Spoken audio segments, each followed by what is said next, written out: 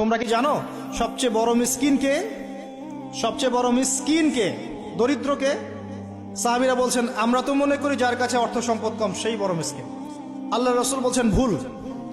শোনো, সবচেয়ে বড় মিসকিন সেই ব্যক্তি যে ব্যক্তি পরকালে অনেক নেকি নিয়ে উঠবে, নামাজ, রোজা, হজ, যাকাত, ওমরা, হজের নেকি, বিশাল বিশাল নেকি।